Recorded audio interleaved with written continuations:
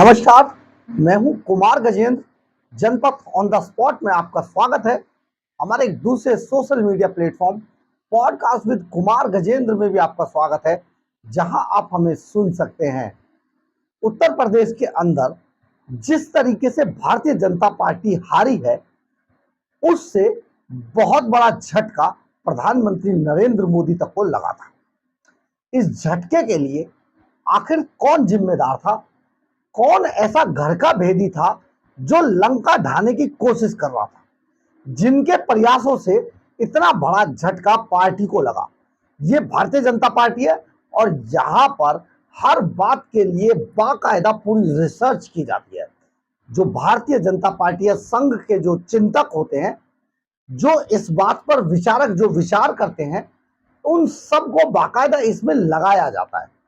ये पार्टी बहुत ऑर्गेनाइज तरीके से काम करती है और ये तभी से शुरू हो गया था जब उत्तर प्रदेश के अंदर पार्टी की मनमाफिक सीटें नहीं आई और जीत नहीं मिली। आखिर ये कारण क्या थे? अब ये कारण सामने आए धीरे धीरे करके कि सबसे पहले हम आपको ये बता देते हैं कि योगी आदित्यनाथ की जो पीठ में छुरा घोंपने वाले थे, वो उनके और कोई नहीं, उनके दो डिप्टी सीएम ही थे। और ये दोनों डिप्टी सीएम ब्रजेश पाठक और केशव प्रसाद मौर्य, ये दोनों ने पूरा खेला कर दिया। योगी की पीठ में छुरा जो घोंपा, तो योगी उसे आखिर कैसे बर्दाश्त करते?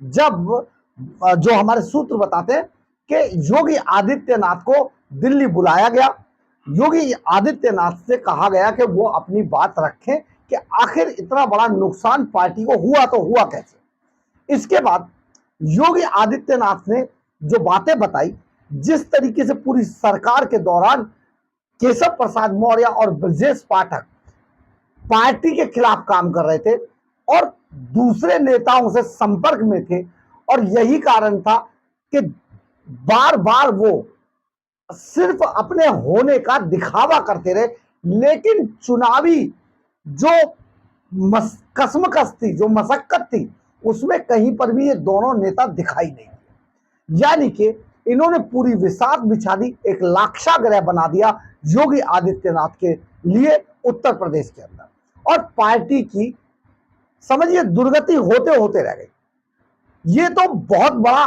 नुकसान होना था। ये तो छवि है योगी आदित्यनाथ की कि फिर भी उतने बड़े नुकसान से पार्टी बच गई। अब जब पार्टी के चिंतकों ने ये सब शुरू किया, विचारक जब इस पर विचार कर रहे थे, तो उस रिपोर्ट में सामने आया कि योगी आदित्यनाथ और भारतीय जनता पार्टी को हराने के पीछे अपनों ने ही पूरा षड्यंत्र रचा था। अब हम आपको इसमें बताते हैं, एक वजह यह भी रही कि एक प्रधानमंत्री नरेंद्र मोदी के बड़े खासम खास मुख्य सचिव थे दुर्गा शंकर मिश्रा। इन्हें लगातार 7 साल के अंदर एक के बाद एक लगातार 3 टर्म दिए गए, और ये पिछले 3 बार से लगातार उत्तर प्रदेश के अंदर मुख्य सचिव का कार्यभार संभाल रहे थे। ये मुख्य सचिव कम थे और मोदी के जो यहाँ पीएमओ था, उसके लिए जासूसी ज्यादा करते थे। इससे योगी आदित्यनाथ और उनके जो काम करने का तरीका है और उनके जो लोग थे, वो बहुत ज्यादा परेशान थे। जैसे ही वो कोई काम करना शुरू करते थे, उससे पहले पीएमओ तक उसकी खबर पहुंच जाती। तो योगी आदित्यनाथ ने इस बात का भी बखान किया था, अपनी स्टेटमेंट में ये भी बात बताई कि सबसे ज्यादा परेशान उन्हें मुख्य सचिव दुर्गा शंकर मिश्रा ने भी किया है, और अब दुर्गा शंकर मिश्रा की सबसे पहले छुट्टी कर दी गई है। यानी उत्तर प्रदेश से दुर्गा शंकर मिश्रा को चलता कर दिया गया है, और उनके स्थान पर योगी आदित्यनाथ के सबसे खासम खास रहे मनोज कुमार सिंह को मुख्य सचिव बना दिया गया है। यानी कि ये योगी आदित्यनाथ की उत्तर प्रदेश के अंदर सबसे बड़ी और पहली जीत मानी जा रही है। योगी आदित्यनाथ के बिल्कुल बहुत ज्यादा करीबी माने जाते हैं मनोज कुमार सिंह, और उनको अब मुख्य सचिव बना दिया गया है। यानी कि ये पहली और बड़ी जीत है, क्योंकि प्रशासनिक जो सारा जो करता धरता होता है वो मुख्य सचिव होता है। प्रशासन को जो अपने साथ लेकर जोड़कर चलता है, जो मुख्यमंत्री की सारी योजनाओं को पटल पर लाता है, वो मुख्य सचिव का काम होता है। जिसको वो अमली जामा पहनाता है कानूनी रूप से। तो ये अब मुख्य सचिव जो दुर्गा शंकर मिश्रा थे उनको चलता कर दिया गया है और मनोज कुमार सिंह को उनकी जगह पर मुख्य सचिव बना दिया। बड़ी जीत है योगी आदित्यनाथ का, सबसे बड़ा इसको विजय का सगुफा माना जाएगा कि ये एक विजय का समझिए इनाम है, उनको एक दिया गया ट्रॉफी है। अब आप दोबारा आते हैं हम उत्तर प्रदेश के जो दो कहा जाए कि घर के भेदी थे, यानी केशव प्रसाद मौर्य और दूसरे ब्रजेश पाठक। अब उनको आप समझिए, उनकी अब पार्टी के अंदर इतनी फजीयत हो चुकी है कि जब प्रधानमंत्री नरेंद्र मोदी दिल्ली के अंदर शपथ ले रहे थे, उसके बाद इन दोनों को यहीं पर रुकने के लिए कहा गया था। हालांकि इसके पीछे कई कयास लगाए जा रहे थे।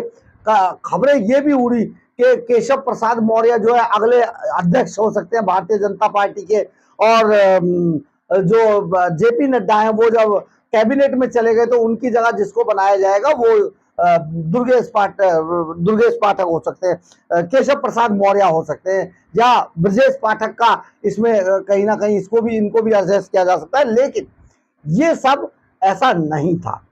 अब जो इनको 5 दिन तक रोके रखने के बाद इनको दिल्ली से विदा कर दिया गया और वापस ये चले गए। इसके बाद अगर आप गौर से देखें तो इन्होंने अभी ज्यादा तवज्जो सेंटर में दी नहीं गई है दोनों को, और ये लगातार यहीं पर चक्कर लगा रहे।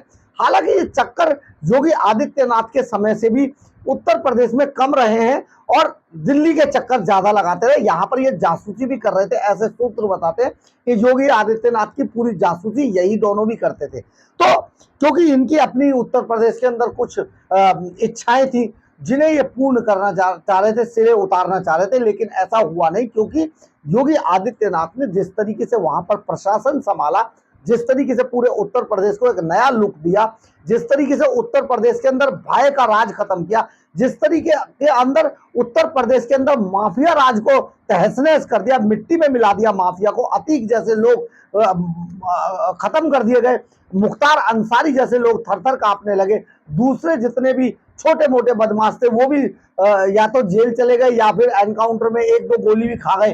तो ये जिस तरीके से वहां पर भय का वातावरण था उसको मिटा के रख दिया गया।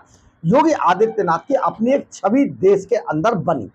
अब बात आते कि इन दोनों को बड़ा दुख था, ये दोनों बार बार यहाँ पर आकर किसी न किसी तरीके से योगी आदित्यनाथ की और उनकी सरकार की और उनके प्रशासन की बुराई किया करते थे। तो अब इन्हें भी चलता करने का, क्योंकि योगी आदित्यनाथ के जो चीजें सामने आई हैं उनके जो रिसर्च के अंदर, जो विचारकों ने, जो चिंतकों ने जो अपनी रिपोर्ट दी है आला कमान को, उसके अंदर सबसे ज्यादा इन्हीं दोनों का नाम है जो हमारे सूत्र बताते हैं। और अब इन्हें चलता करने की कोशिश की जा रही है, यानी कि केशव प्रसाद मौर्य और ब्रजेश पाठक, ये किसी ना किसी तरीके से इनका बहुत समय तक यहाँ पर रहेगा नहीं, और ये इन्हें बहुत जल्दी उप मुख्यमंत्री के पद से भी हटाया जा रहा है। यानी कि किसी भी वक्त ये घोषणा हो सकती है कि केशव प्रसाद मौर्य और उप मुख्यमंत्री ब्रजेश पाठक ये दोनों अब नहीं रहेंगे दिल्ली उत्तर प्रदेश के उप मुख्यमंत्री, क्योंकि इन्होंने कहीं ना कहीं प्रशासन की, कहीं ना कहीं जो सरकार थी योगी आदित्यनाथ की, उसकी जो भी योजनाएं थी उनमें अड़ंगा अड़ाने की कोशिश की। हाल ही में आपने देखा होगा हाथरस कांड हुआ, जबकि हाथरस कांड में इनको पहुंचना चाहिए तो वहां पर मौका वारदात पर, लेकिन इनका कहीं अता पता नहीं था। ये दिल्ली के ही चक्कर लगा रहे थे। इनसे पहले योगी आदित्यनाथ हाथरस कांड में पहुंच गए और उन्होंने अपनी उपस्थिति दर्ज कराई और सारी चीजों में की और स्टेटमेंट तक दे डाली, और अभी जांच कमेटी बनाकर इस पर जांच चल रही है। लेकिन कहीं ना कहीं ये जो दोनों नेता थे, जो डिप्टी सीएम थे, ये जिस तरीके से उत्तर प्रदेश में ये प्रयोग किया गया था दो उप मुख्यमंत्री बनाने का, भारतीय जनता पार्टी का ये प्रयोग पूरी तरीके से फेल रहा है। और अब आला कमान इन दोनों ही नामों पर विचार करने वाला नहीं है, और आला कमान की नजर में ये दोनों नेता इस तरीके से देखे जा रहे हैं कि इनको बहुत बड़ी सजा कभी ना कभी जरूर मिलेगी। हालांकि इनकी सजा ये भी होगी कि उप मुख्यमंत्री का पद इन दोनों से छीन लिया जाएगा और इन्हें दिल्ली में भी किसी लायक नहीं छोड़ा जाएगा। बहुत बड़ी बात है। योगी आदित्यनाथ का अब एक बार फिर से वो उभर रहे हैं जिस परिस्थितियों में वो चले गए थे हार के बाद, अब उससे कहीं ना कहीं वो बाहर आ रहे हैं। और जो रिपोर्ट भारतीय जनता पार्टी के आला कमान को जो मिली है, उसमें योगी आदित्यनाथ पूरी तरीके से उत्तर प्रदेश के अंदर खड़े उतरे हैं। बहरहाल, अगर आपको हमारी खबर अच्छी लगे तो आप इसे लाइक, सब्सक्राइब और शेयर जरूर करें। कमेंट्स बॉक्स में अपनी राय जरूर लिखें। इससे हमें बहुत बहुत बहुत ऊर्जा मिलती है। इसके अलावा अगर आप हमारे चैनल पर नए हैं तो हमारे चैनल को ज्वाइन करना ना भूलें। और अगर आप हमारे चैनल को आर्थिक रूप से मदद करना चाहते हैं तो हमारे QR कोड को स्कैन करके या फिर हमारे सुपर थैंक्स बटन को दबाकर आर्थिक रूप से मदद भी कर सकते हैं। एक बात और, आपको हमारे चैनल के बारे में आपकी क्या राय है, हमारी खबरों के बारे में क्या राय है, हमारे बारे में अगर आपकी कोई राय है तो प्लीज़ कमेंट्स बॉक्स में अपनी राय जरूर लिखें। कई बार हम आपकी राय से अपनी राय बनाते हैं, कई बार हम आपकी राय को अपनी खबरों में आपके नाम के साथ शामिल करते हैं। जय हिंद, जय भारत।